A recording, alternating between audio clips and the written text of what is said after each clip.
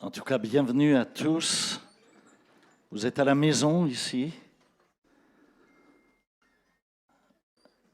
Dieu m'a donné quelque chose qui va puissamment bénir ta vie aujourd'hui.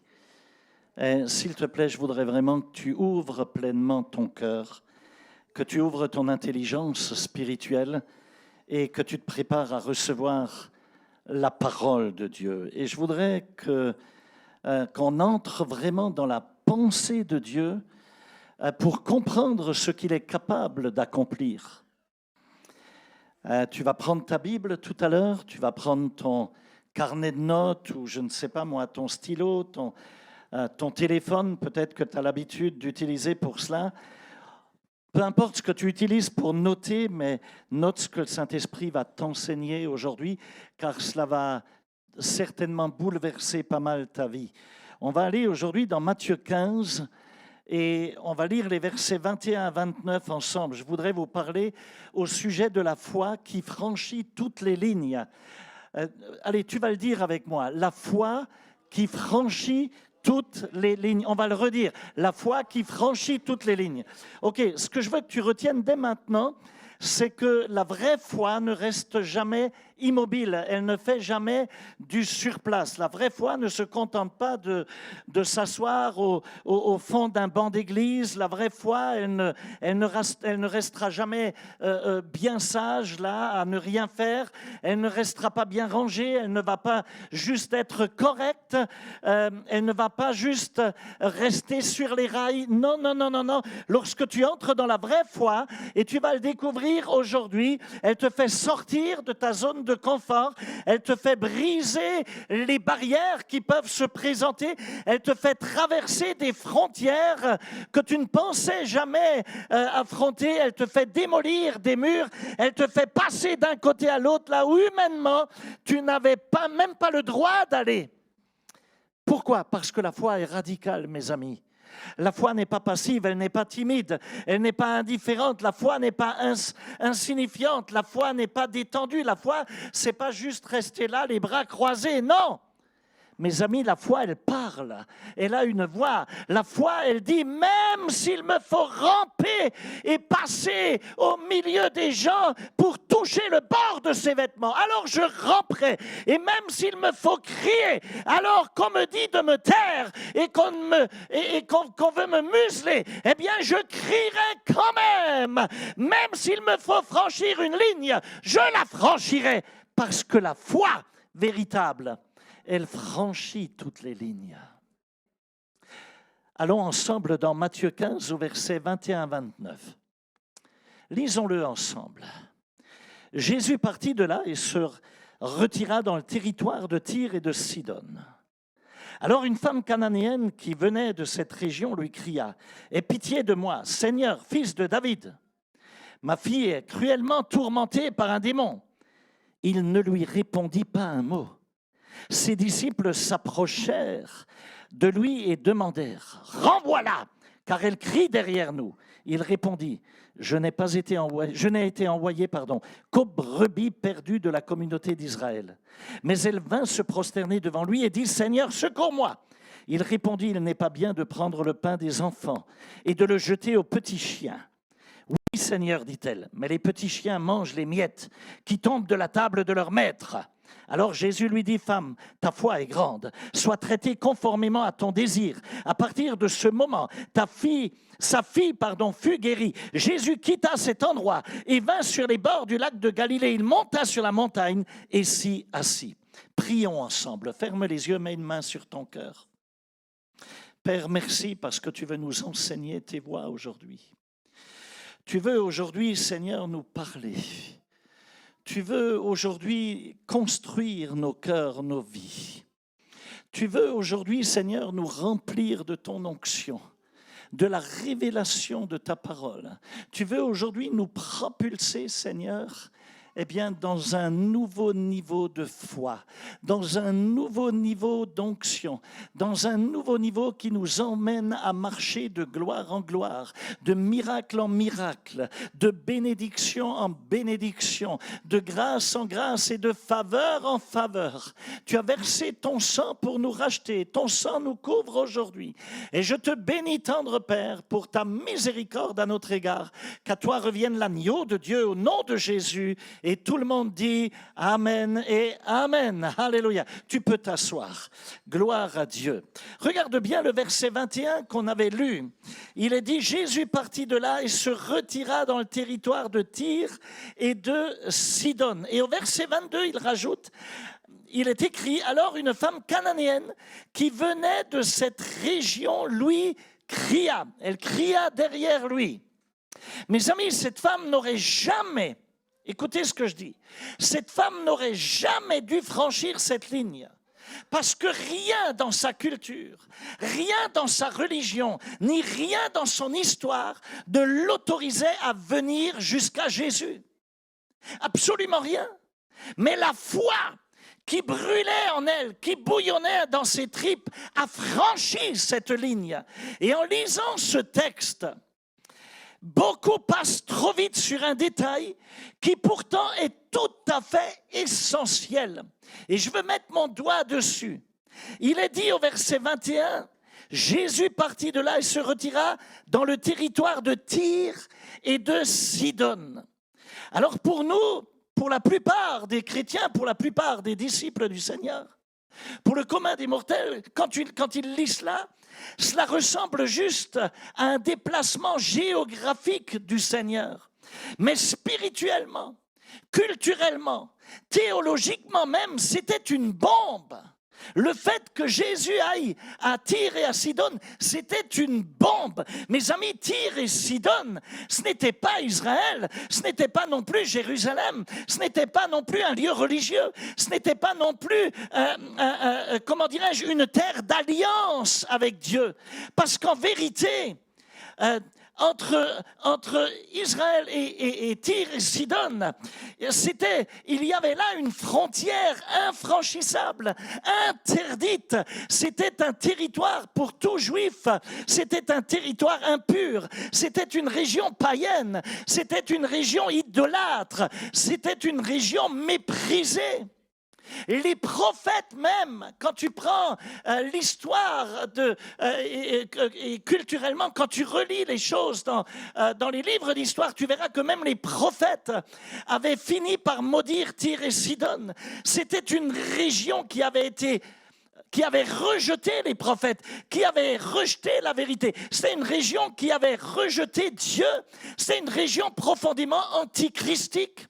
Mais Jésus y va quand même. Jésus va quand même y aller. Il franchit la frontière, il la traverse, il franchit la ligne. Jésus ose aller là où personne ne veut aller. Ça, c'est notre Dieu, mes amis. Jésus y va.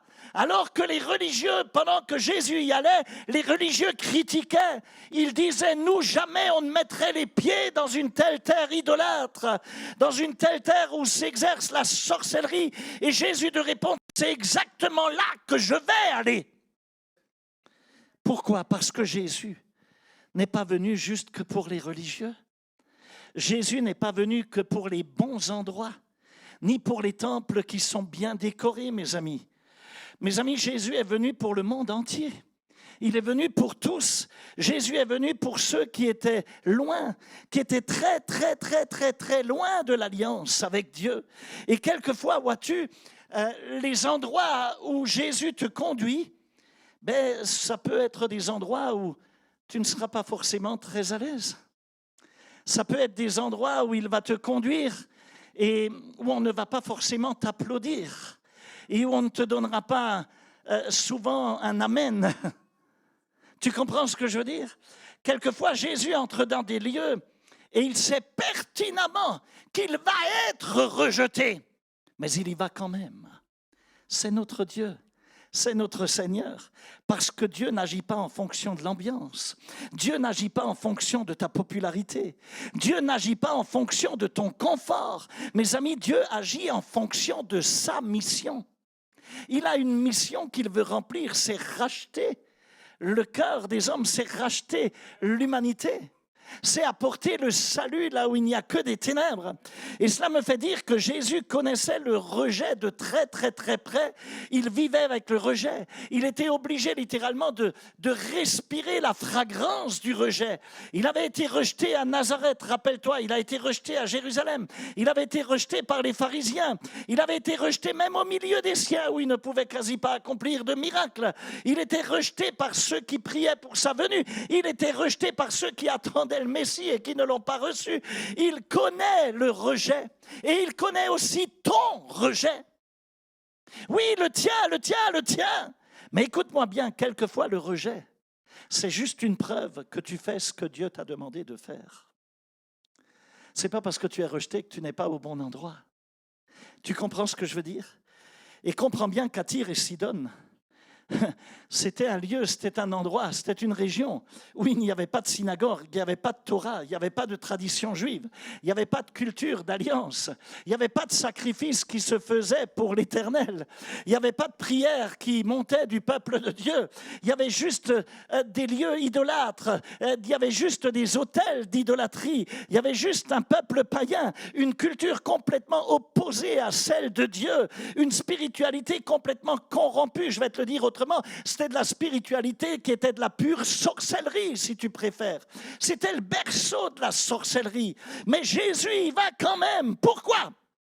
Parce que la grâce, elle donne toujours une nouvelle chance. La grâce, elle tend toujours à nouveau la main. La grâce, elle te donne toujours une deuxième chance. Mes amis, avant d'être un Dieu qui juge, il est un Dieu qui te cherche. Il est un Dieu qui te cherche.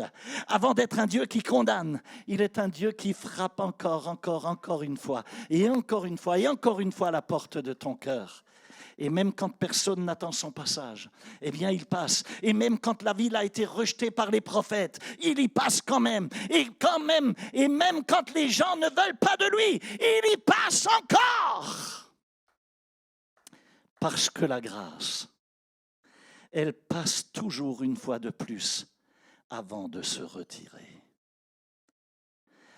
Pour bien comprendre, je voudrais que tu saches, je vais te mettre vraiment je veux bien planter le décor pour que tu comprennes. Il faut que tu saches que Tyr et Sidon, historiquement, c'était des ports très puissants, c'était une région où il y avait des villes commerciales, des centres païens. L'influence grecque était excessivement forte dans cette région. Les cultes idolâtres et de sorcellerie y étaient profondément enracinés. Et il y avait aussi un peuple très très dur contre Dieu, un peuple antichristique réellement. Même Alexandre le Grand à l'époque avait du mal à les conquérir, c'est dire. Et la chose est que malgré leur force militaire, spirituellement, ils étaient complètement aveugles. Spirituellement, ils étaient morts. Ils étaient dans les ténèbres. Mais malgré cela, vois-tu, Jésus vient, Jésus entre, Jésus franchit la ligne. C'est comme si le Seigneur Jésus était en train de dire à ce moment-là, l'endroit où tout le monde, où tout le monde rejette le peuple de Dieu, rejette Dieu. Moi, j'y entre. L'âme que tout le monde abandonne, moi, je vais aller la chercher. Je vais y aller. Le lieu que personne n'ose approcher, je vais, moi, y aller. Mes amis, c'est ce Jésus-là que nous servons. Je ne sais pas si tu réalises un Jésus qui franchit les lignes, un Jésus qui entre dans les zones interdites, un Jésus qui vient dans les maisons où il n'y a absolument pas un parfum de prière, mais où il y a une odeur de ténèbres, une puanteur de ténèbres. Un Jésus qui entre dans les villes maudites. Le fait est que Jésus le fait juste pour apporter une chance de plus, c'est la grâce. juste pour tendre la main, une fois de plus.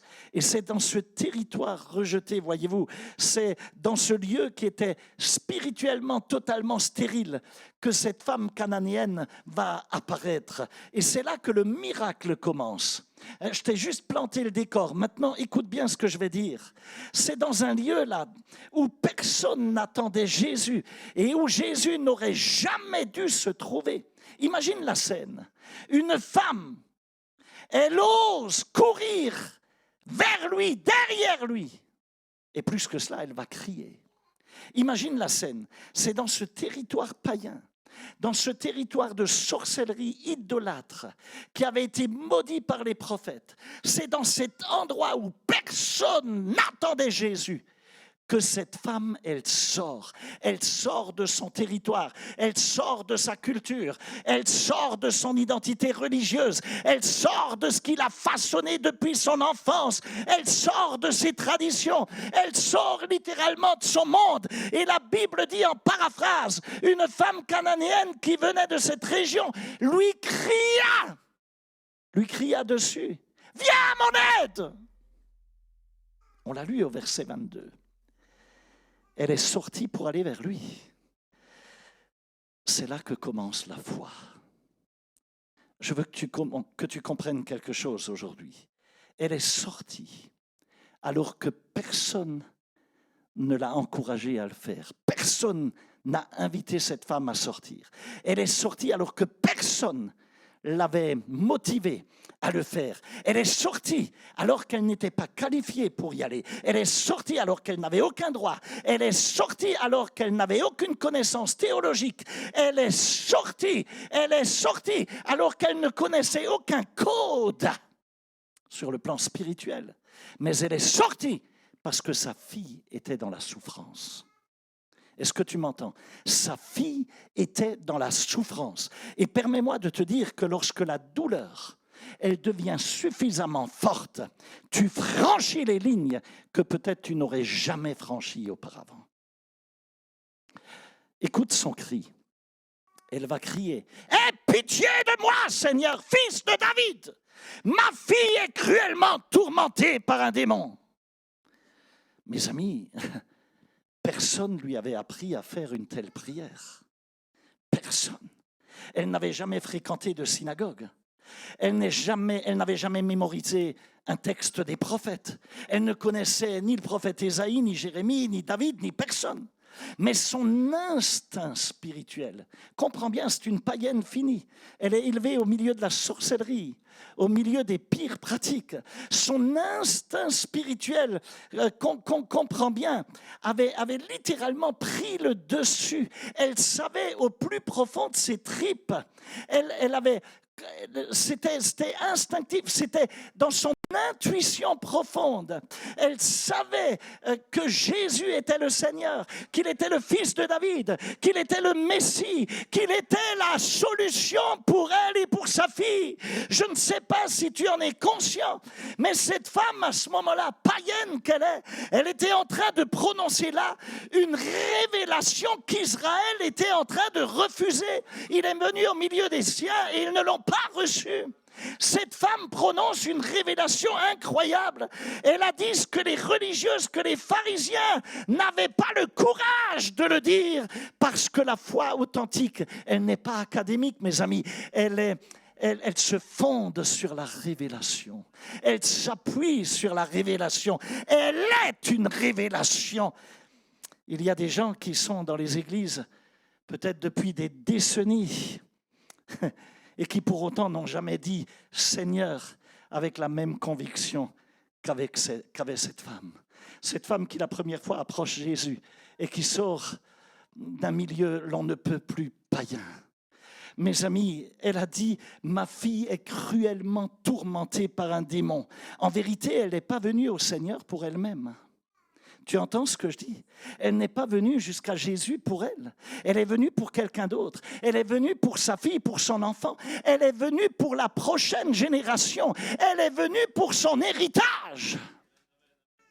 Ce n'était pas une foi égoïste, mais c'était une foi qu'on pourrait qualifier d'intergénérationnelle.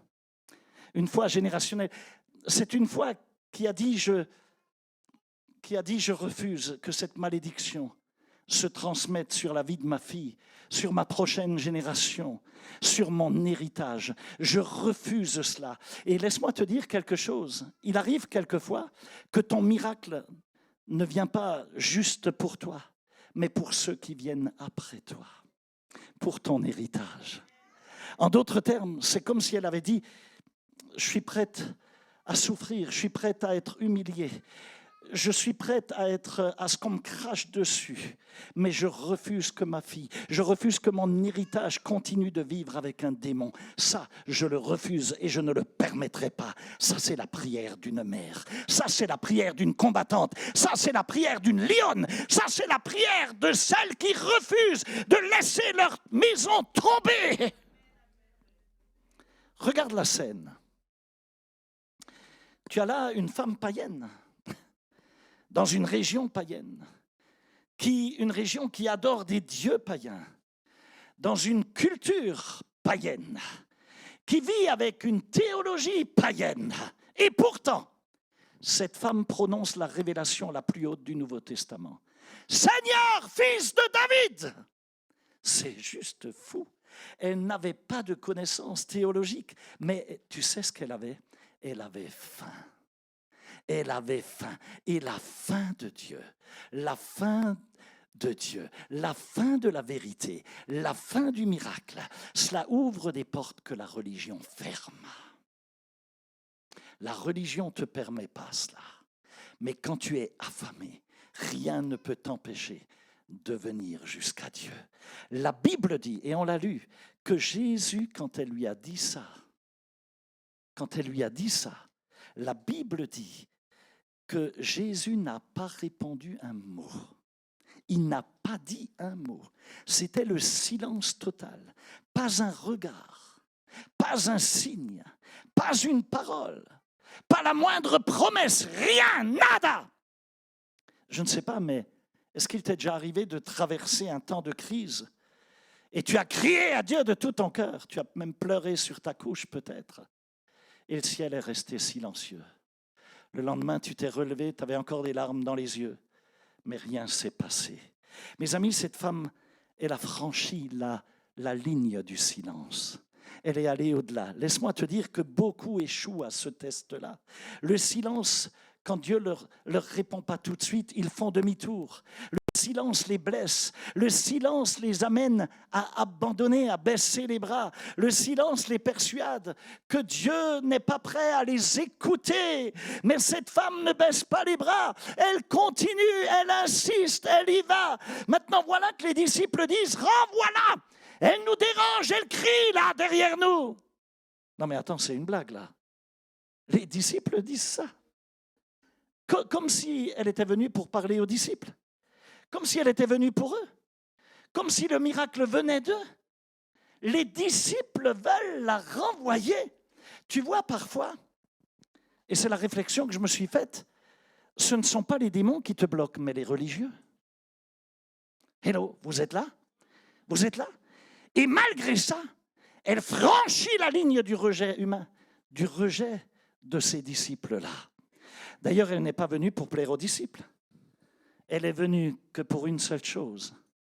Elle est venue pour toucher le cœur du Seigneur Jésus. C'est la seule chose qui l'intéressait. Mais voilà que Jésus lui répond finalement. Et il dit, je n'ai été envoyé qu'aux brebis perdues d'Israël. En d'autres termes, et en paraphrase, Jésus était en train de lui dire, « Hé, femme, tu te trompes, tu n'es pas sur ma liste. Ton nom n'est pas dans le registre. Tu n'es pas censé recevoir un miracle. Tu n'es pas censé y avoir droit. » Et elle entend tout cela. Mais malgré tout, elle ne bouge pas d'un iota. Elle reste campée là. Et du coup, elle a aussi franchi la ligne de l'inéligibilité. À quelque part, elle n'a ni promesse, ni alliance, ni héritage, ni droit légal, ni légitimité. Mais elle a la foi. Elle a quoi? Elle a la foi. Et la foi, elle est plus forte que toutes les règles et tous les commandements. La Bible dit, à ce moment-là, elle a fait un pas de plus. Elle est venue se prosterner devant le Seigneur. Et elle lui a dit, secours-moi, viens à mon aide. Elle n'a pas argumenté, elle n'est pas venue avec de la théologie, elle n'avait pas de dignité à ce moment-là. Elle a baissé sa tête, elle ne l'a pas regardé dans les yeux, elle s'est courbée devant lui. Elle n'avait même plus de mots. En vérité, elle n'a prononcé que 3 mots. Seigneur, secours-moi. Seigneur, secours-moi. 3 mots, 3 mots qui sont suffisants pour ouvrir le ciel. 3 mots qui mystérieusement déplacent le bras de Dieu. 3 mots que le ciel est incapable d'ignorer. Seigneur, viens à mon secours, secours-moi. Laisse-moi te rappeler que ce n'est pas la longueur de ta prière qui touche Dieu. Ce n'est pas la beauté de ta prière qui touche Dieu. Pas du tout. C'est l'intensité de ton cœur, l'intensité de ton cœur, l'intensité de tes tripes. C'est ça qui touche le cœur de Dieu. Et c'est exactement ce que je veux que tu comprennes. Lorsque tu expérimentes la vraie foi, elle te fait bouger, tu ne restes plus immobile. Elle ne te permet plus de rester assis. Elle ne te permet plus de rester coincé. Elle ne te permet plus de te résigner ni de rester silencieux. Une foi authentique, ça te met du feu à tes pieds, je te le garantis. Tu as du feu qui te pousse à y aller. Et cette foi va te pousser hors de ta zone de confort. Une telle foi va te faire traverser ce qui tentait de t'arrêter. Elle va te pousser à franchir les limites. Elle va te pousser à briser, à casser les barrières, à renverser des murs. Elle va te pousser à sauter par-dessus des frontières que les hommes ont tracées. Mes amis, la foi authentique, elle n'est ni timide, ni polie, ni docile. Parce que la foi, c'est littéralement un feu. Dis avec moi un feu. La foi, c'est une urgence. Dis avec moi, une urgence. La foi, c'est un mouvement. La foi, elle est invasive. C'est une invasion. Regarde cette femme. Elle n'a pas attendu que Jésus revienne vers elle. Elle ne s'est pas mise de côté en attendant que Jésus... Elle n'a pas demandé une invitation officielle. Elle n'a pas non plus attendu que les circonstances soient parfaites pour l'approcher. Elle s'est levée, elle s'est mise en route, elle a traversé tout ce qui la séparait du Seigneur Jésus. Et c'est ce qui me fait dire que la foi est avant tout un verbe et non pas juste un nom. Un verbe. Si tu restes assis, ce n'est pas encore de la foi. Si tu restes silencieux, ce n'est toujours pas encore de la foi. Si tu restes dans les limites, ce n'est pas de la foi. Parce que la foi bouge, la foi parle, la foi ose. La foi, elle dérange. La foi, elle crie. Là où on te dit de te taire, la foi, elle rampe si elle ne peut plus marcher. La foi, elle s'accroche lorsque tout te dit lâche prise. La foi, elle frappe jusqu'à ce qu'on t'ouvre. La foi, elle traverse même quand le pont est cassé, brisé, et la foi marche sur l'eau lorsqu'il n'y a plus de terre ferme. La foi, elle traverse toutes les lignes, c'est ça la vraie foi. Et la Bible dit que Jésus ne lui a pas répondu un mot, pas une parole. Oh mon Dieu. Tu sais, je crois qu'il n'y a rien de plus difficile à supporter que le silence de Dieu. C'est quelque chose d'absolument terrible. Lorsque tu cries, lorsque tu souffres, lorsque tu es dans l'urgence et que celui qui peut tout, qui est le Tout-Puissant, qu'il reste sans parler, qu'il ne dit rien, pas un mot, pas une phrase, pas un signe, pas un murmure. Le texte dit que Jésus n'a pas répondu par le moindre mot. Il n'a rien dit. Mais cette femme extraordinaire, elle a franchi la ligne du silence. Elle a traversé cette ligne. Elle n'a pas reculé. Elle n'a pas tourné le dos. Elle n'a pas dit, bon, puisqu'il ne me répond pas, alors tant pis, je m'en vais. Méchant pasteur, je vais voir ailleurs. Non! Elle a continué parce que la foi authentique ne dépend jamais du volume de la voix de Dieu, mais de la conviction que tu as dans ton cœur que Dieu est toujours encore là et que même il est plus proche que l'air que tu respires. Est-ce que tu entends ce que je dis? Je voudrais que tu comprennes qu'il y a des saisons où Dieu teste ton cœur en restant silencieux. Ça arrive, non pas pour t'abandonner, mais pour tester, pour voir si ta foi est basée sur une émotion, juste que sur une émotion, ou si ta foi est réellement basée sur la révélation de sa parole. Il veut savoir si tu es enraciné dans sa parole ou si c'est juste émotif. Mes amis, le silence n'est pas l'absence. Le silence n'est pas du rejet.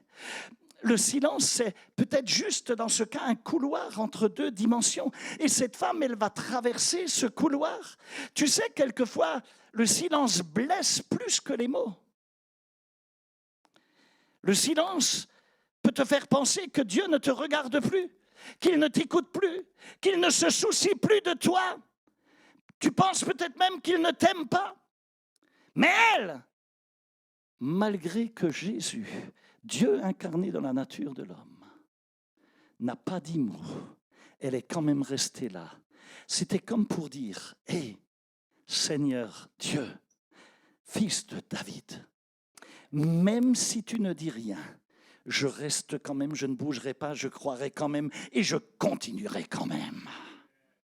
Rien ne me déboulonnera. » Et c'est là que tu reconnais quelqu'un qui a une foi qui est capable de franchir les lignes lorsque le silence ne l'arrête pas. Quand Dieu ne répond pas, cela ne l'arrête quand même pas. Ensuite, la Bible dit, et ses disciples s'approchèrent de lui, du Seigneur, et dirent, « Renvoie-la, car elle crie derrière nous. » Regarde bien. Non mais, elle n'a jamais crié après eux. Elle ne leur a rien demandé aux disciples.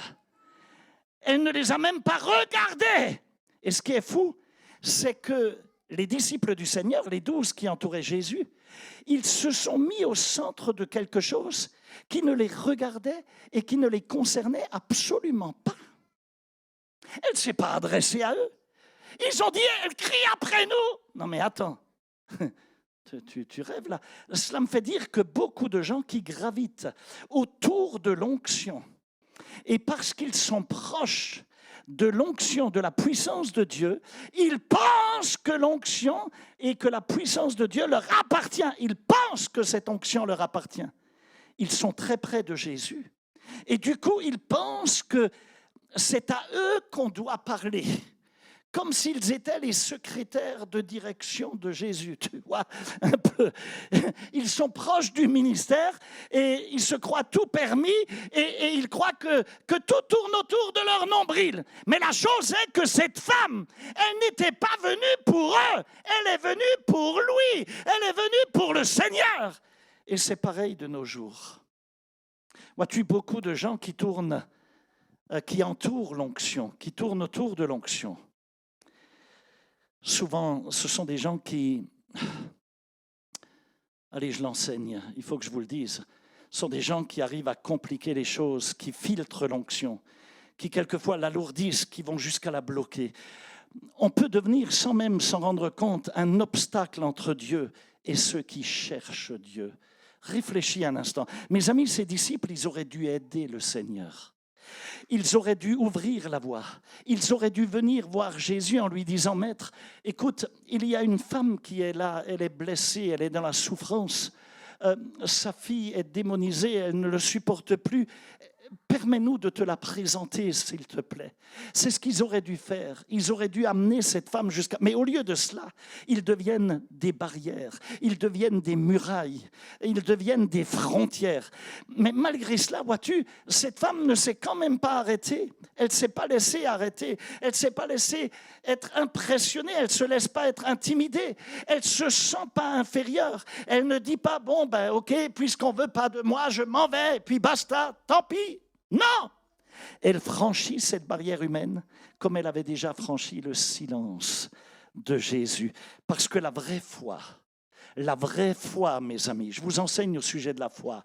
La vraie foi ne se laisse pas arrêter ni par les hommes, ni par leur attitude, ni par leur regard, ni par leur opinion, ni par leurs paroles, ni par leurs limites. Les disciples ont dit renvoie-la, mais elle, dans son cœur, elle a dit vous n'arriverez pas à me renvoyer. Cause toujours, tu m'intéresses. Je suis venu pour Jésus et je ne repartirai pas sans lui. Je ne repars pas sans mon miracle. Je ne repartirai pas sans ma délivrance et je ne repartirai pas sans une réponse à ma foi. Dieu m'a attiré et je vais rester là tant que je ne l'ai pas trouvé, basta. Maintenant, et après que les disciples ont essayé de s'interposer, voilà qu'enfin Jésus parle. Et ce qu'il dit n'est pas vraiment ce que cette femme espérait entendre. Ce n'est pas très sympa. Jésus dit, je n'ai été envoyé qu'aux brebis perdues de la maison d'Israël. En d'autres termes, tu n'es pas sur ma liste, tu n'es pas concerné, tu n'es pas qualifié, tu n'es pas incluse, tu n'y as pas droit, tout simplement. Comprends bien que l'œuvre de la croix n'était pas encore accomplie. On était sous la loi. On n'était pas encore sous la grâce. Ce n'était pas encore pour tout le monde. Vous comprenez? C'est parce que les siens ne l'ont pas reçu que la grâce s'est étendue au restant des nations. Hello, vous êtes avec moi? Alors comprends bien que quand Jésus dit ça à cette femme, ce n'était pas un rejet émotionnel, ce n'était pas non plus un rejet humain. C'était littéralement un rejet théologique, doctrinal. C'était un rejet institutionnel, puisque l'œuvre de la croix n'était pas encore accomplie. Théologiquement, ce n'était pas possible. Et selon la loi, selon l'ancienne alliance, selon le fonctionnement du royaume de Dieu, à ce moment-là, elle n'y avait pas accès, tout simplement. C'est comme si Jésus disait, je peux, mais je ne dois pas. Je suis capable, mais femme, tu n'es pas éligible. Et à ce stade, la plupart des gens, laisse-moi te le dire, ils auraient abandonné. La plupart des disciples et des chrétiens d'aujourd'hui auraient dit « Ok, si Dieu ne veut pas, alors j'arrête. S'il ne me répond pas tout de suite, c'est peut-être un signe. Si la loi dit non, bon, bah alors c'est non. » Et elle serait partie. Beaucoup seraient partis. Mais cette femme, elle ne va pas bouger. Du coup, elle a aussi franchi cette barrière-là. Qu'est-ce qu'elle fait? Elle s'approche du Seigneur à ce moment-là. Elle vient devant lui. Elle se prosterne, elle se met à genoux, elle adore. Quand tu te mets à genoux, c'est pour adorer. Et elle dit, Seigneur, secours-moi. 3 mots, Seigneur, secours-moi. 3 mots, une prière qui est plus puissante que 1000 discours. Plus puissante que n'importe quel blablabla. Une prière qui met la religion littéralement en pièces. Une prière qui transperce les règles. Une prière qui secoue le ciel. Une prière qui renverse les barrières. Seigneur, secours-moi! Ce n'était pas un long discours. Ce n'était pas un rituel. Ce n'était pas une justification avec une liste d'arguments à ne plus en finir. Non, c'était juste une supplication qui est sortie des tripes de cette femme. Elle était juste en feu, elle était dans la souffrance. Parce que la foi, la vraie foi, n'a pas besoin de longs discours, mes amis. La foi n'a pas besoin de protocole. La foi n'a pas besoin d'être articulée. La foi, elle crie. La foi, elle implore. La foi, elle insiste. La foi, elle s'accroche. La foi, elle supplie. La foi, elle ne lâche pas le morceau. Même lorsque Dieu dit non, même quand Dieu dit ce n'est pas pour toi, même quand les règles disent tu n'y as pas droit, cette femme répond. Je ne suis peut-être pas une théologienne, je ne suis peut-être pas une femme de l'Alliance, je ne connais pas les lois et les commandements, mais je sais une chose, tu es Seigneur, tu es fils de David, tu es le Messie et j'ai besoin de toi, tu es Dieu. Et du coup, lorsque Jésus a vu sa persistance, en voyant qu'elle a franchi ligne après ligne, barrière après barrière, il finit par lui répondre une parole encore plus dure, encore plus cinglante, une parole qui aurait écrasé n'importe qui d'autre. Il lui dit, « Femme, il n'est pas convenable de prendre le pain des enfants et de les jeter aux chiens. » C'est extrêmement dur. c'est tranchant, c'est violent, c'est choquant, c'est blessant. Mais laisse-moi te dire, en vérité, Jésus ne lui a pas dit ça pour l'humilier, la mépriser ni la blesser, mais pour lui révéler quelque chose. Il y a une révélation là derrière. Le mot chien ici qu'il utilise, quand tu le prends dans le texte grec, donc, puisqu'on est dans la Nouvelle Alliance, le mot qu'il utilise là, il désigne non pas un animal sauvage, non pas un chien errant, un chien impur, comme dans l'herméneutique biblique, on qualifie le chien en tant qu'impureté. Non, le mot qui est utilisé dans ce contexte, il désigne juste un petit chien de maison, un petit chien de compagnie. Tu sais, les petits chiens qui mangent sous la table. Ok, c'était donc pas une insulte de la part du Seigneur, mais il lui révélait quel était son statut, quelle était son identité au niveau de son statut. En substance, Jésus était en train de lui dire, le pain qui descend du Père, il est réservé en priorité aux fils de l'Alliance. Et tu n'es pas assise à table.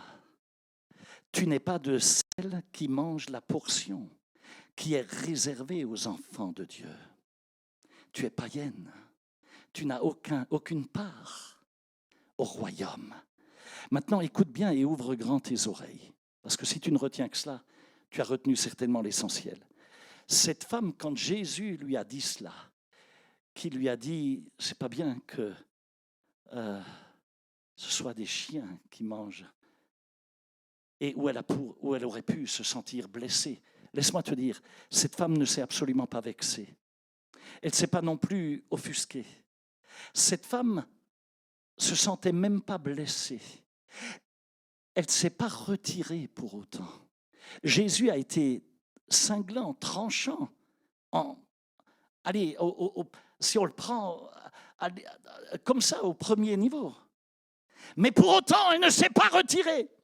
La plupart des gens, à ce moment-là, ils auraient dit, mais comment ose-t-il? Comment le pasteur Jésus m'a-t-il comparé? A-t-il osé me comparer à un chien? Je ne mérite pas ça. Comment a-t-il pu parler de moi comme si j'étais même un chien? C'est comme quand il dira à Pierre, arrière de moi Satan. Pierre aurait pu claquer la porte. Tu comprends, c'était cinglant. La plupart des gens auraient claqué la porte, lui auraient tourné le dos. Mes amis, cette femme, elle n'était pas là pour discutailler, elle n'était pas là pour son ego, elle s'en fichait. Elle n'était pas là pour défendre son identité culturelle. Elle n'était pas non plus là pour défendre une quelconque dignité. Non, elle était là pour recevoir un miracle. Elle était là pour sa fille. Elle était là pour la délivrance de sa fille. Et voici sa réponse. C'était une réponse qui a secoué le Seigneur Jésus, qui a secoué le ciel et qui a secoué jusqu'à maintenant l'histoire tout entière parce que je t'en parle encore aujourd'hui. Elle lui dira, oui Seigneur, mais les chiens mangent les miettes qui tombent de la table de leur maître. Oh, quelle réponse, quelle foi, mais quelle humilité puissante, mais c'était violent dans l'esprit, ça a secoué, ça a amené un tremblement de terre dans le ciel, c'est pas possible. Elle dit, je ne demande pas une place à table, Seigneur, je ne demande même pas une chaise. Je ne demande pas une portion. Donne-moi une seule goutte de ton sang. Donne-moi juste une miette. Car une miette qui tombe de ta puissance, elle contient toute la puissance du pain tout entier. Toute la puissance du pain entier dans la miette. De la même manière qu'une seule goutte du sang de Jésus contient toute la puissance de son sang qui a été versé. Car tout ce qu'il y a dans le pain, c'est aussi dans la miette.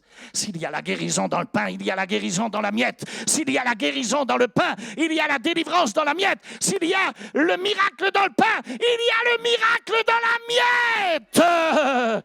Et elle dit, je n'ai pas besoin de protocole, je n'ai pas besoin d'un statut, je n'ai pas besoin d'un quelconque droit religieux. Je veux juste une miette et ma fille vivra. Waouh! Et c'est là exactement, à ce moment-là, que Jésus a fait quelque chose qu'il n'a jamais fait. Il s'est émerveillé. Il l'a applaudi. il met le doigt sur une foi qui renverse toutes les règles, tous les commandements, tous les protocoles, toute la théologie. Et à l'instant même où cette femme a prononcé cette phrase, à l'instant même, dit la Bible, à l'instant où elle a dit « même les chiens mangent les miettes », quelque chose à ce moment-là s'est littéralement passé dans l'atmosphère sur le plan spirituel. Et la Bible dit que c'est à ce moment-là que Jésus lui a répondu « Femme, ta foi est grande, sois traitée conformément à ton désir. » Sois traitée, vous entendez?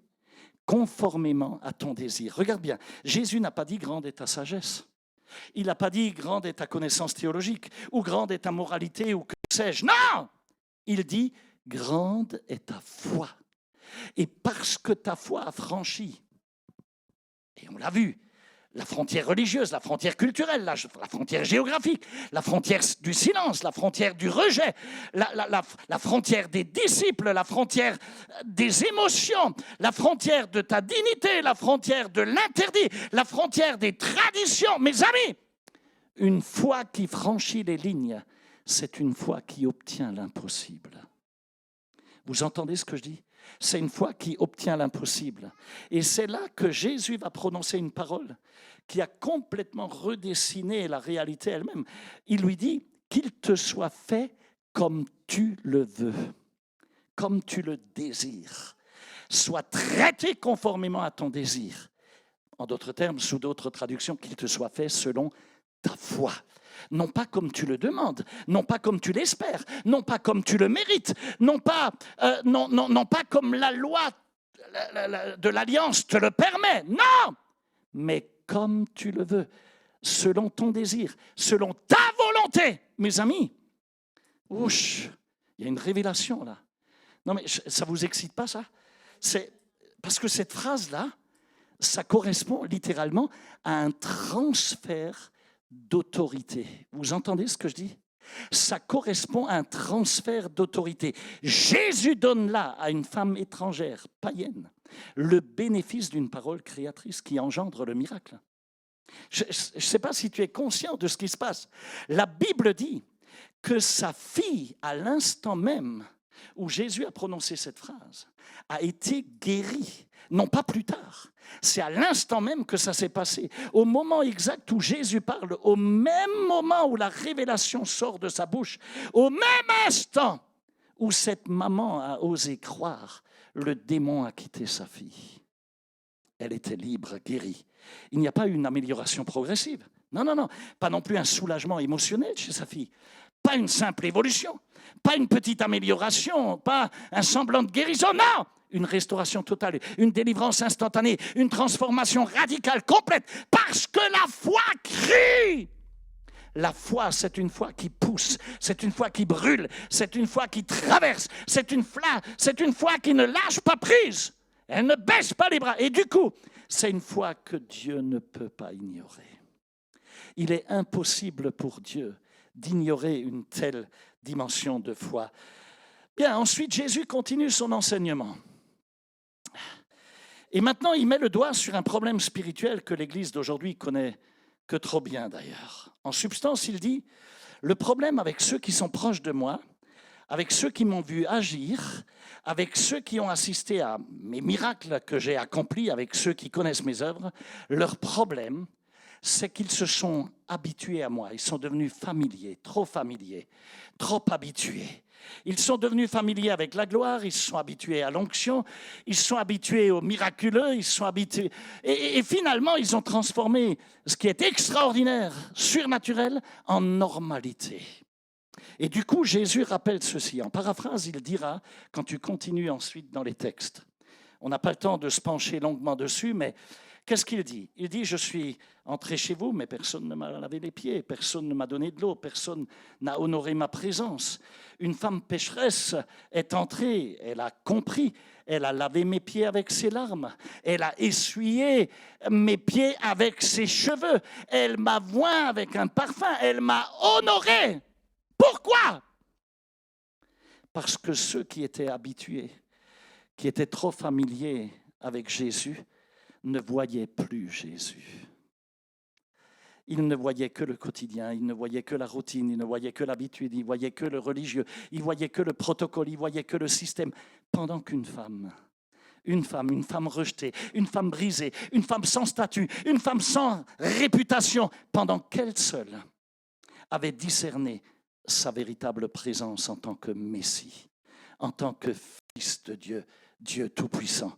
Tu vois, quelquefois, ceux qui en savent le moins sont ceux qui croient le plus. Et c'est ce qui t'explique quelquefois que quand on fait des campagnes d'évangélisation et des soirées de miracles, des nouveaux qui arrivent, qui n'ont aucune connaissance de Dieu, attrapent un miracle. Beaucoup plus facilement que des chrétiens qui ont des décennies de vie chrétienne derrière eux. Tu comprends la chose? Tu vois, parfois ceux qui ont le plus fauté, ceux qui ont quelquefois commis le plus de péchés, ceux qui honorent sont ceux qui honorent le plus. Mais oui, quelquefois ceux qui n'ont jamais mis les pieds dans une église ont quelquefois plus de foi que ceux qui sont nés dans l'église. Et Jésus montre là que la familiarité, c'est l'ennemi de la foi. La routine est l'ennemi de la révélation. L'habitude tue la faim spirituelle. Parce que la foi qui déplace les montagnes, la foi qui renverse les barrières, la foi, c'est quelque chose qui franchit les lignes. Ça ne se trouve pas chez ceux qui vivent dans l'habitude ou dans la familiarité, mais ça se trouve chez ceux qui ont faim. Qui ont faim, chez ceux qui honorent, chez ceux qui reconnaissent sa présence, chez ceux qui viennent chercher quelque chose. Et c'est pour ça que Jésus dit, cette femme a tout compris, elle a honoré, elle a discerné, elle a traversé, elle a cru. Et du coup, l'enseignement du Seigneur Jésus devient ultra clair. Ta proximité avec Jésus ne garantit rien, mais c'est ton honneur, ton respect, c'est ta foi, c'est ta reconnaissance qui ouvre les portes du ciel. Est-ce que vous m'entendez? Mes amis, cette femme pécheresse a obtenu ce que les disciples n'ont pas obtenu. La cananéenne, elle a obtenu ce que les religieux n'ont pas obtenu. Pourquoi? Parce qu'elle n'était pas habituée, mais elle était affamée. Elle avait faim de Dieu. Et Jésus a poursuivi donc son enseignement en révélant une loi spirituelle qui est absolument fondamentale. Et je voudrais finir là-dessus et ensuite je vais faire du ministère avec vous. Il dit que l'une des plus grandes bénédictions dans la vie de l'apôtre Pierre, je ne voulais pas dire ça, mais je vous le dis quand même aujourd'hui, juste pour avancer un peu, dans la vie de l'apôtre Pierre, ce n'était pas son talent, ce n'était pas son intelligence, ce n'était même pas son caractère. Mais c'était sa capacité à reconnaître, à honorer et à respecter l'onction. Quand Jésus lui a dit « Arrière de moi, Satan », il n'a pas bronché, il a baissé la tête, il a reçu la correction, il a appris. Parce que Jésus enseigne ici, là, une vérité éternelle. L'onction que tu respectes, écoute ceci, qui veut servir Dieu ici? Vous voulez servir Dieu? Vous avez soif du Seigneur? L'onction que tu respectes, c'est l'onction que tu reçois. Tu entends? L'onction que tu méprises, c'est l'onction que tu perds, même si Dieu aurait voulu te le donner. Et il le prouve, le Seigneur, en citant des passages dans les Écritures. Tu trouves par exemple l'exemple d'Élisée qui a reçu l'onction d'Élie. Pourquoi? Parce qu'il respectait Élie. Élisée n'était pas le plus expérimenté dans l'école des prophètes. Il n'était pas le plus ancien. Ce n'était pas celui qui était le plus en vue, qui était le plus visible. Mais il respectait, il servait, il honorait et il se plaçait sous l'onction, sous la couverture d'Élie. Et le résultat, c'est qu'il a reçu une double portion. Regarde Timothée. Il reçoit l'onction de l'apôtre Paul parce qu'il l'honorait. Il a reçu l'onction de Paul. Il respectait l'enseignement de Paul. Il acceptait la correction de Paul. Il se soumettait à son leadership. Résultat, Paul l'a établi, il l'a protégé, il l'a fortifié. Et il marche avec l'onction de Paul. Regarde Ruth. Tiens, un autre exemple.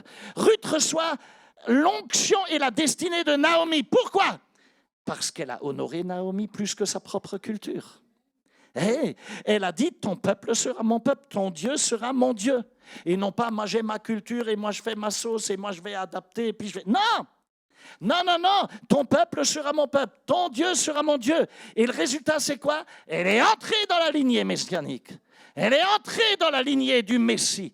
Et Jésus en retire là une loi profonde, une loi spirituelle. Si tu veux recevoir ce qui est sur quelqu'un, un dépôt de Dieu qui est sur quelqu'un, laisse-moi te donner un conseil. Respecte ce qui est sur lui, car ce que tu honores, tu l'attires. Ce que tu méprises, tu le perds. Puis, il applique cette loi à l'apôtre Pierre. Bien que Pierre était impulsif, tu te rappelles, il faisait des colères. C'était un sanguin, il était instable, il était faible, quelquefois peureux même. Il avait la trouille et il a comment dirais-je, rejeté même Jésus. Ouais, je ne fais pas partie de cette secte, de ceci, de cela, quand on l'avait, alors que Jésus venait d'être arrêté. Mais il avait quelque chose d'essentiel. Il reconnaissait toujours qui était Jésus. Et parce qu'il a discerné, parce qu'il a honoré, parce qu'il a su proclamer « Tu es le Christ », le Messie, le Fils du Dieu vivant. Jésus lui a donné la révélation, la responsabilité, la clé, l'autorité, la mission et même le pouvoir d'avoir un impact à l'échelle planétaire, puisque l'Évangile a commencé à courir ensuite jusqu'aux extrémités de la terre. Frère, ton honneur, si tu honores, le fait que tu sois une personne d'honneur, ça va déterminer la dimension d'onction que Dieu va te permettre de recevoir. Tu ne reçois pas ce que tu veux. Écoute ce que je dis. Tu ne reçois pas ce que tu veux. Tu reçois ce que tu honores. C'est comme ça que cela fonctionne avec Dieu. Tu ne captes pas ce qui t'impressionne, mais tu captes ce que tu respectes spirituellement. Tu n'hérites pas ce que tu critiques. Jamais. Mais tu vas hériter ce que tu valorises. Toujours. Et en vérité, vois-tu, Jésus est en train d'établir là une profonde vérité. Le respect, ça ouvre l'héritage. Le mépris, le dédain, ça ferme le ciel. Ce que tu honores, ça va descendre sur toi. Ce que tu méprises, ça va s'éloigner de toi. Et il a pris l'exemple de l'apôtre Pierre pour prouver que même quelqu'un d'imparfait, même quelqu'un qui fait plein de fautes, qui commet des péchés, qu'il va devoir reprendre sévèrement, arrière de moi, Satan. Même quelqu'un qui n'a pas tout compris peut recevoir une onction absolument gigantesque s'il sait honorer ce que Dieu a envoyé, ce que Dieu a déposé. Si tu sais honorer, oh là là, j'ai mis le doigt là sur quelque chose de fou, je ne voulais pas vous en parler. Honnêtement, je voulais m'arrêter au niveau de la foi de cette femme, mais je pense qu'il faudra que je vous partage au moins 5, peut-être même 6 messages à ce sujet, tellement il y a à dire en partant de l'histoire de cette Cananéenne. Je vais continuer à écrire sur ce point. Allez, la suite est à venir, on vivra des miracles, miracle sur miracle. On va se mettre debout ensemble et on va prier. Oh Jesus.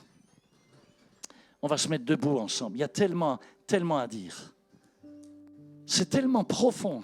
Tu ne peux pas t'imaginer tout ce que ce texte, tout ce qui vient à partir de ce texte. C'est juste fou. Allez, ferme les yeux, s'il te plaît. Mets une main sur ton cœur. Mets une main sur ton cœur. Père, au nom puissant de Jésus, nous sommes devant toi cet après-midi. Nous sommes devant toi avec des cœurs ouverts, même avec des bouches ouvertes, prêtes à parler, avec un cœur en feu, un esprit en feu, prêt à recevoir ce que le ciel va déverser sur nous maintenant, Seigneur. Et ô Père, au nom de Jésus, merci pour la parole qui a traversé les barrières, qui a brisé les murs, qui a renversé les mensonges, qui a réveillé une foi capable de franchir toutes les lignes.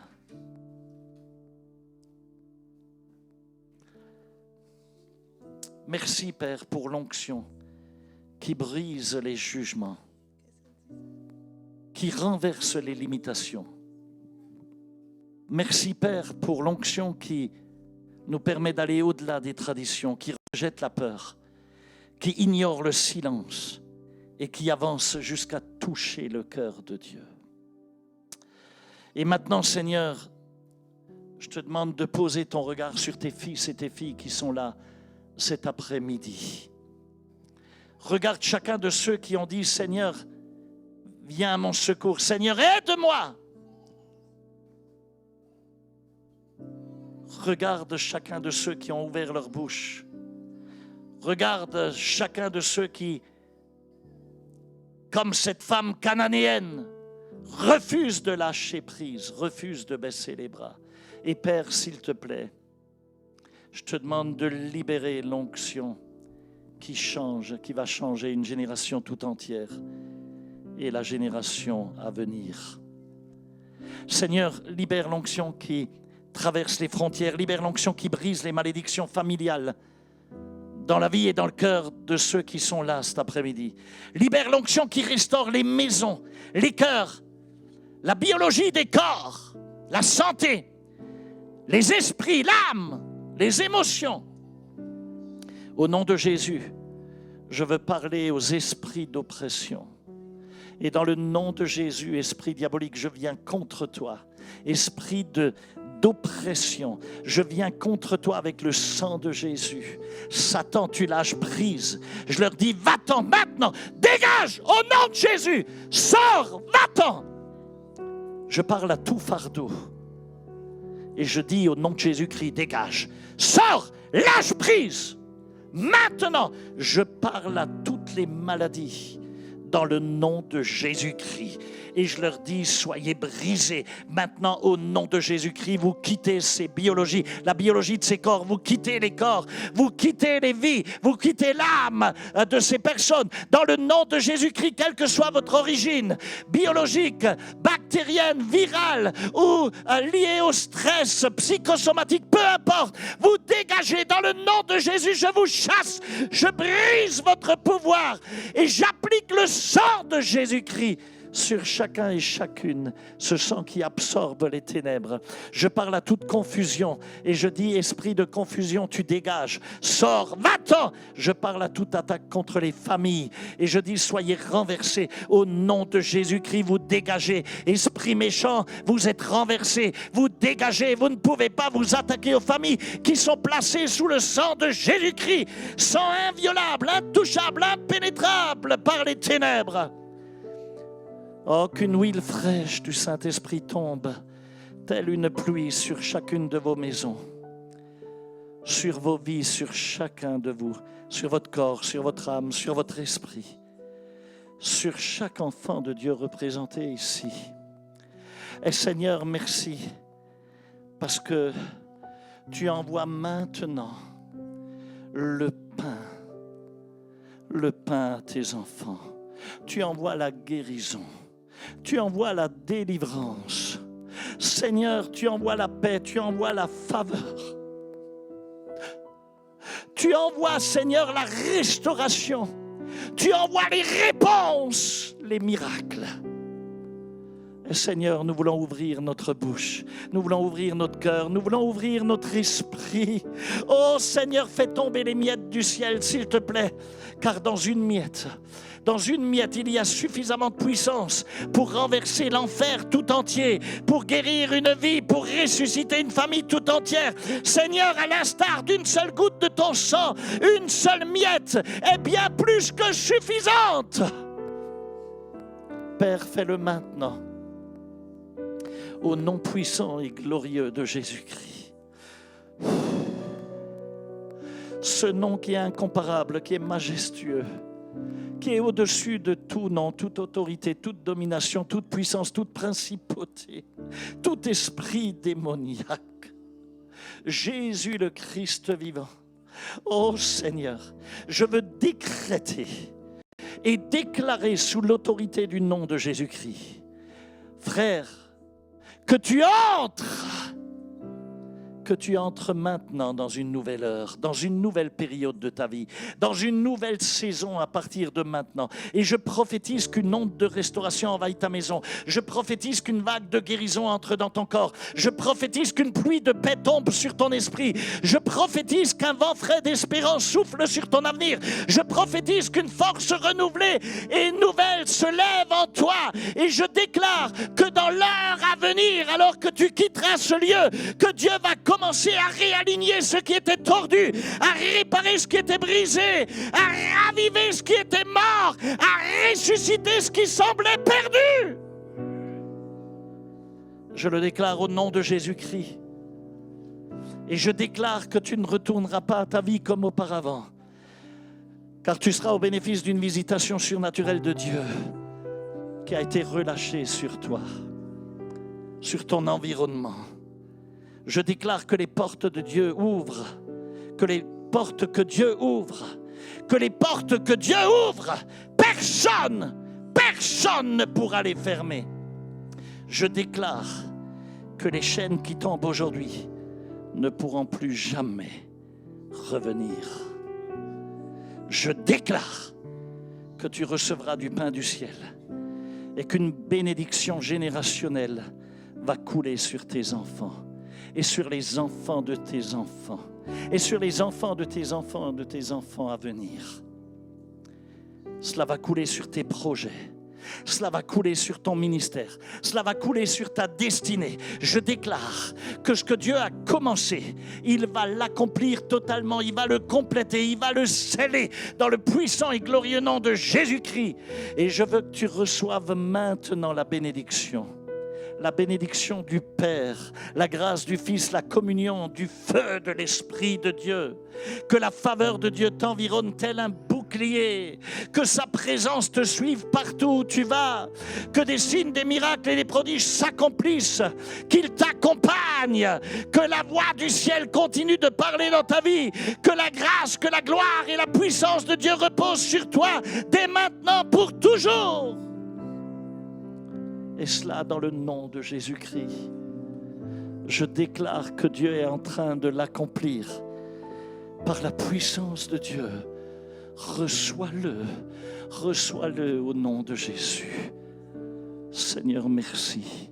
Les personnes qui se reconnaissent, qui ont besoin, comme cette femme, de repartir avec un miracle.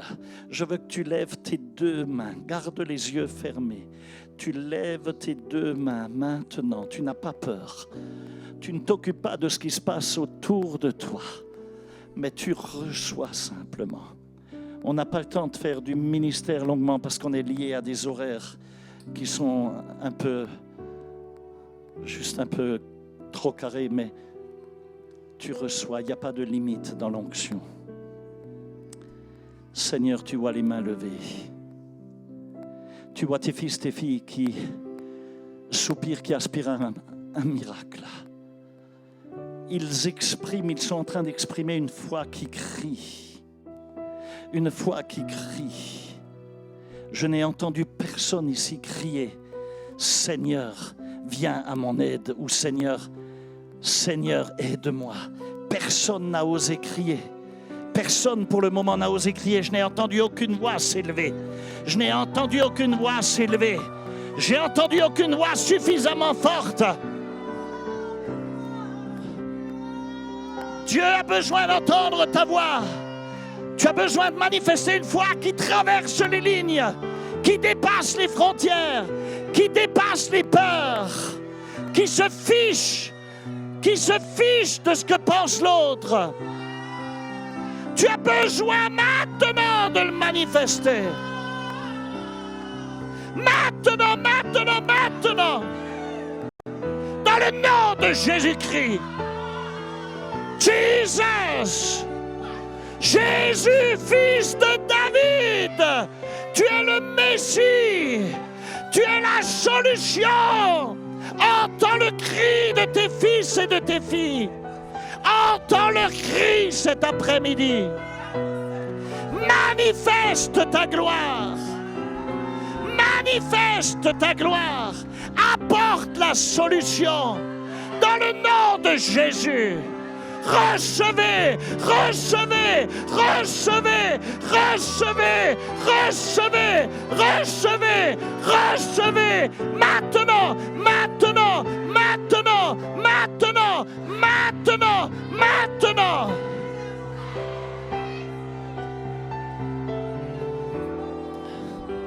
Que ce soit un jour de délivrance, de miracle, jour du dépôt d'une onction nouvelle, d'un miracle dans votre vie, d'un changement radical de saison, dans le nom de Jésus.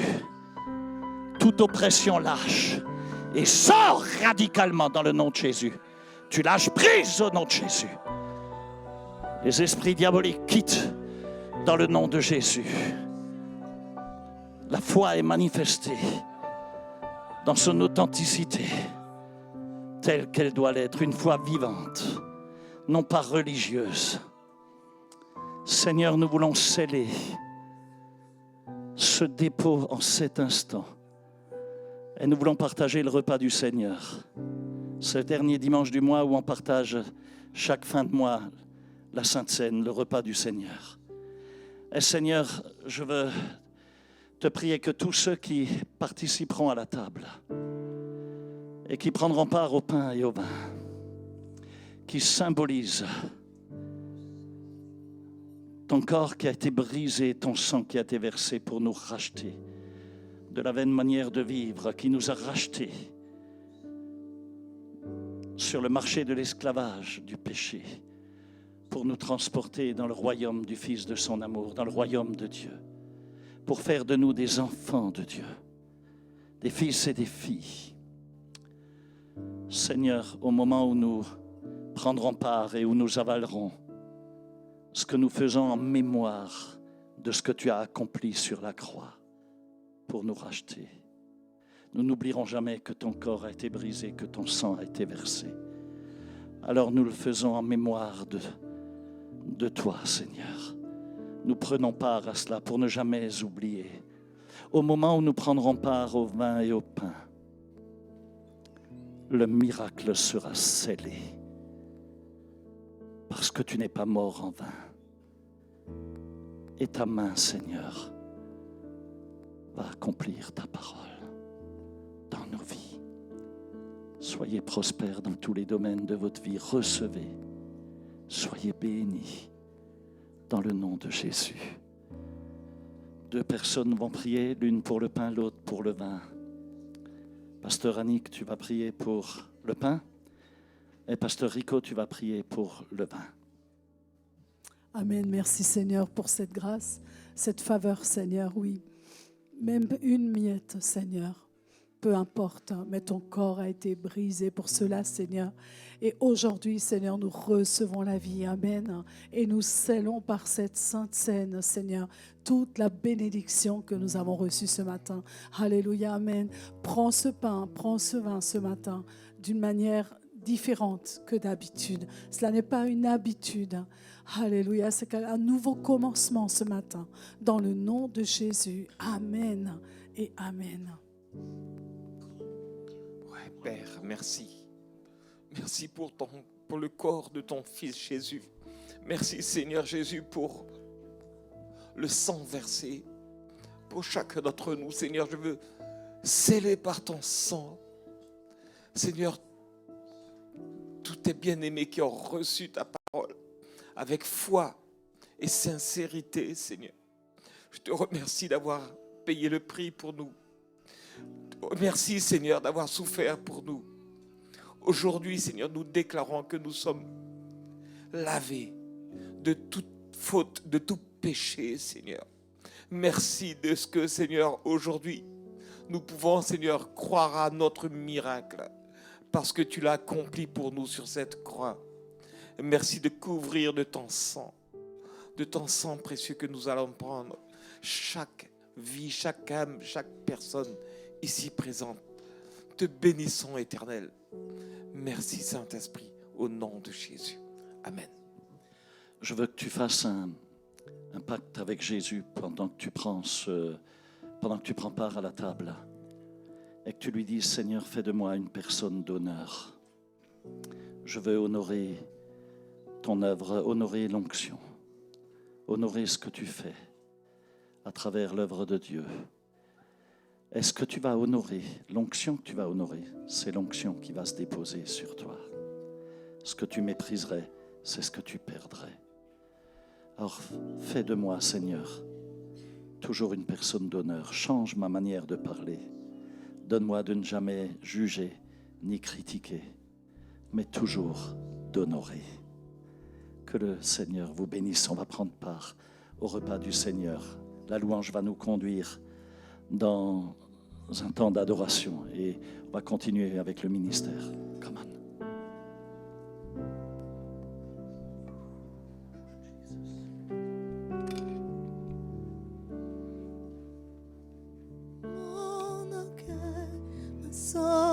sorti du jardin.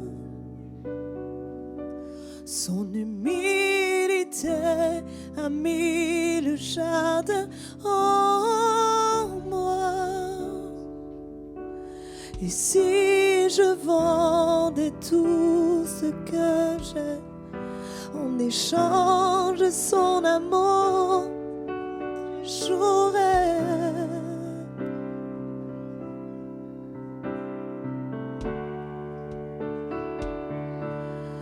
son cœur m'a sorti du jardin.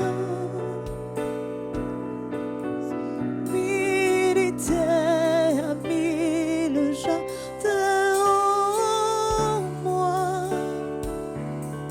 Et si je vendais tout ce que j'ai en échange de son amour, j'échouerais.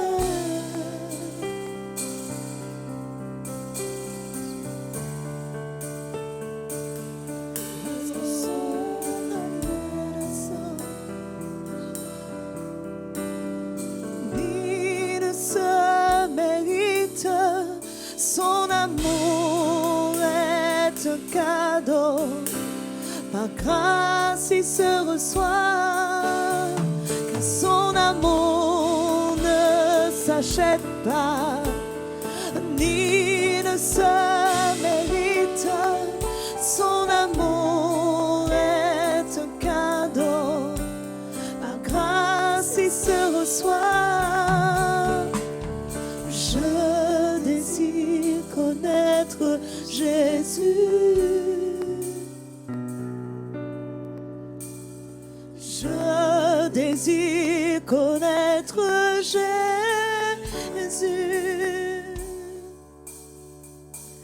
Je désire connaître Jésus. Ok, si tout le monde a été distribué, on va prendre le pain ensemble. Gloire à Jésus.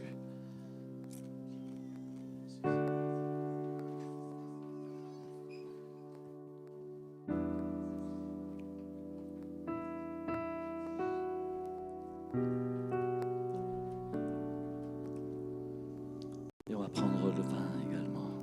Amen.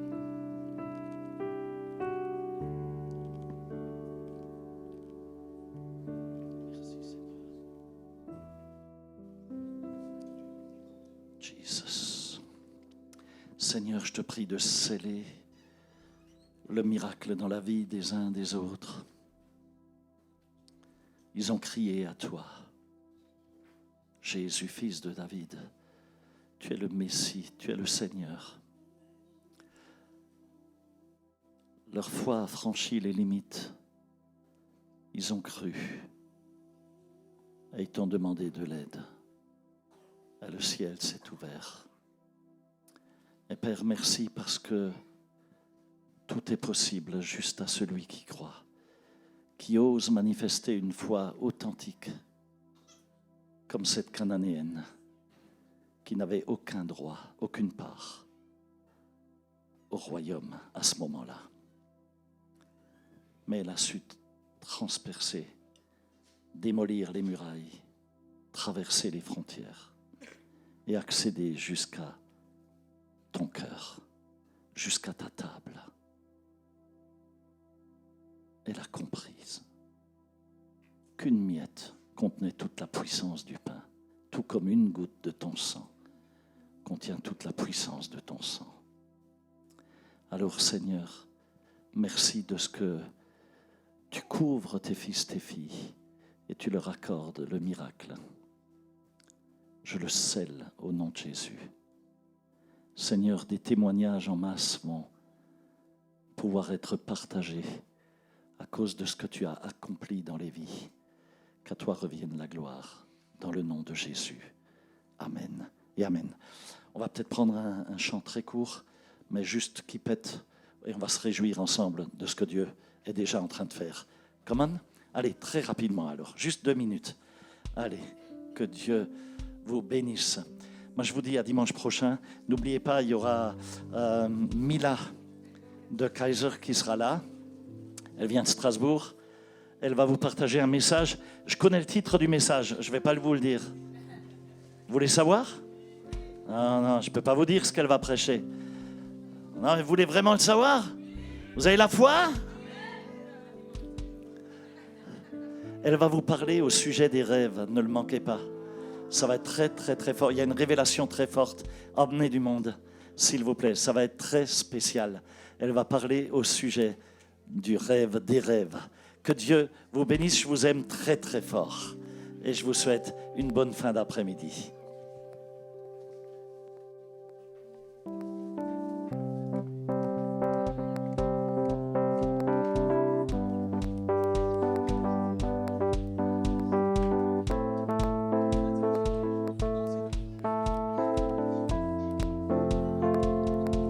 Tu me demandes pourquoi j'aime le louer, pourquoi j'élève les mains, juste pour le magnifier.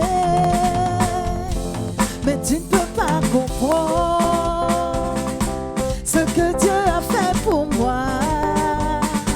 Si je te l'expliquais, tu verras qu'il mérite que tu viennes le louer. Tu me demandes pourquoi j'aime le louer, pourquoi je lève les mains, Pourquoi je lève les mains, juste pour le magnifier, juste pour le magnifier. non, Mais tu peux pas comprendre ce que Dieu a fait pour moi. si je te l'expliquais, tu verras qu'il mérite que tu viennes le louer. Car je n'étais rien, Je n'avais rien, mais il m'a lavé avec son sang. Je ne peux pas me taire, je ne peux pas ignorer tout ce qu'il a fait pour moi. Car il y a un feu qui brûle en moi pour Dieu. je ne peux pas ignorer Ce feu qui brûle en moi pour Dieu. Je sens brûler ce Ce feu qui brûle en moi pour Dieu. je ne peux pas ignorer Ce feu qui brûle en moi pour Dieu.